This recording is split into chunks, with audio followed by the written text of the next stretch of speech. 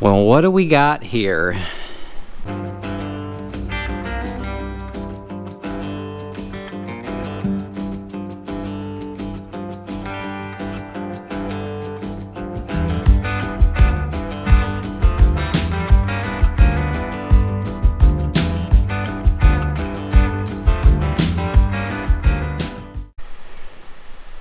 Now, before we get into what I have here in the shop, we're going to give a little shout out or a little recognition or whatever you want to call it to good old pennies on the dollar IP Farms, because we have pennies on the dollar equipment right here, and he deserves a little recognition here.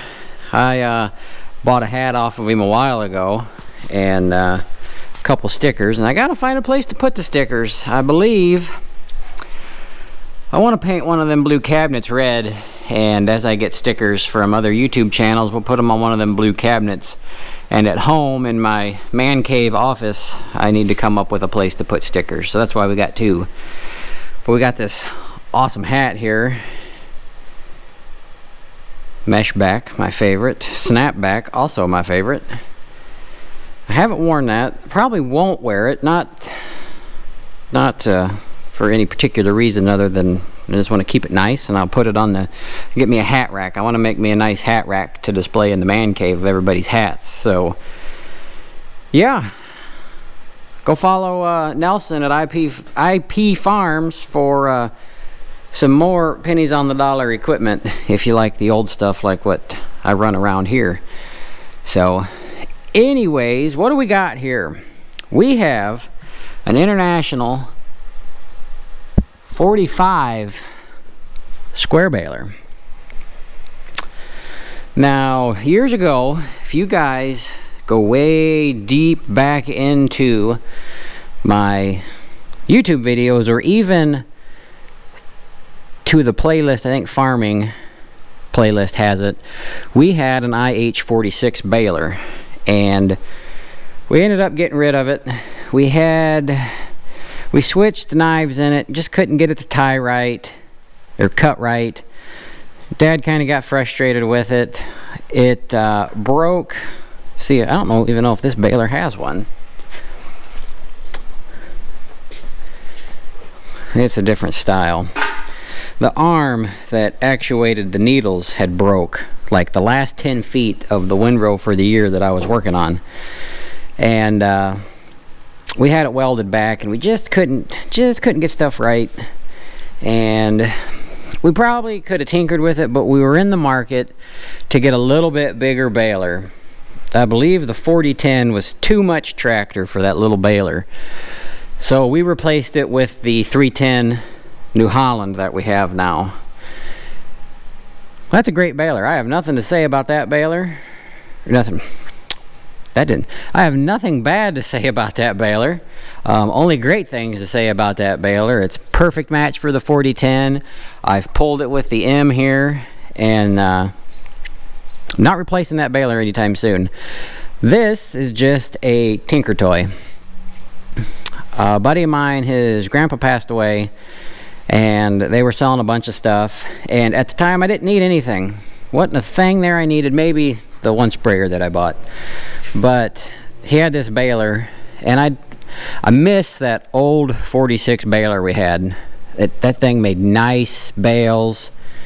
It pulled nice. We pulled it with my grandpa's little L3800 Kubota. I mean, that thing, it was just an awesome little baler. And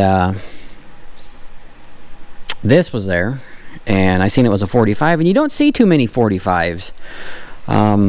They're kind of a goofy baler in my opinion. The tongue doesn't swing. You can't swing the tongue. It's got this little bitty flywheel, real short hitch compared to what I'm used to.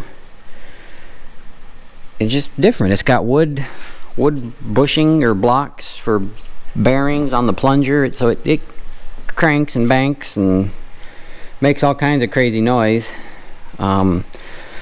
I did try it out on some first cutting, and it ended up it put like 3 knots on the knotter and didn't tie, and I was in a hurry, so I parked it, and the old 310 New Holland bailed it out.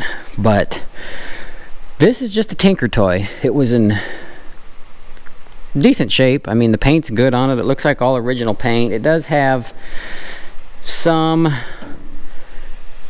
you know, farmer repairs on it. This is all cracked up and broken. This pulley wobbles like crazy, and it looks like somebody, you guys can't hardly see that, looks like somebody just beat that on there to take the wobble out. So I mean, that needs attention. That won't get any attention right now. I want to try second cutting with it to see how it's going to do. The bail chute, I mean, she's been patched up.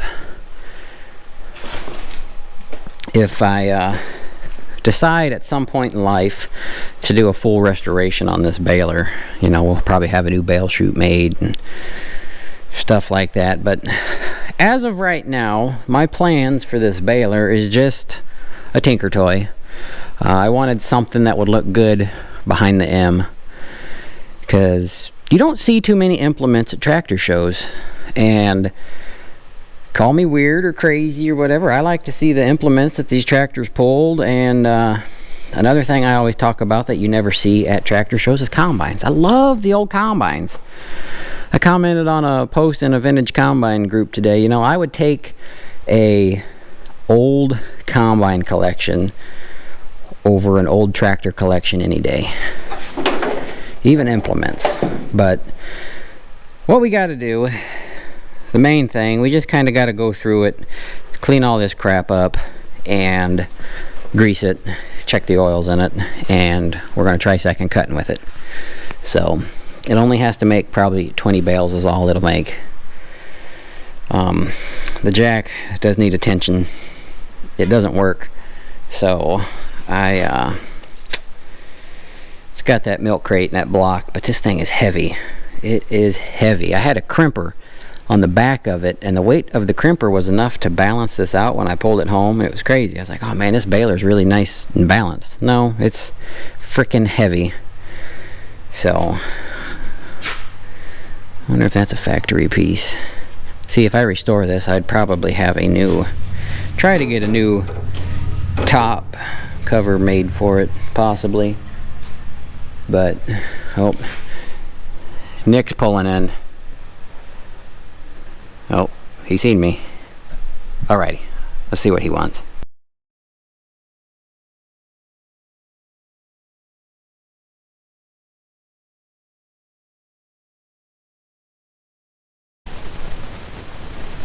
So we finished baling, and I'm cleaning the baler out, getting it ready, you know, to sit outside. But that was me also trying to find the GoPro. But I gave you guys a little bit of overview about the baler. Let me tell you my likes and dislikes about it. The like that I have about it is that it's pretty much original IH baler, and it is pretty much time period correct for the tractor. These were made from 46 or 48 to 58. I think it's 46 to 58. And then they come out with the 46. So my dislikes about the baler, and if you're looking to get a baler and you have the option of an IH 45 or a 46 or anything else, I would personally not buy an IH 45 for any kind of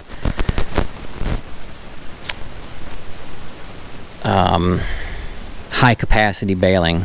If you're doing just a little bit, it'd probably be alright. My biggest complaint with it is the bale chamber is way too long. When it fills up with hay, it becomes back heavy, and every stroke of the plunger it rocks back. So I'm gonna have to get, if I use it anymore, I'll have to get a spacer for the drawbar or hang tractor weights on the front.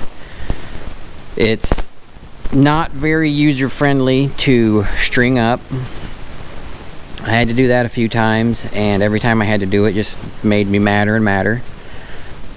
And the tongue doesn't swing, so your pickup where your swath is and your tractor tire.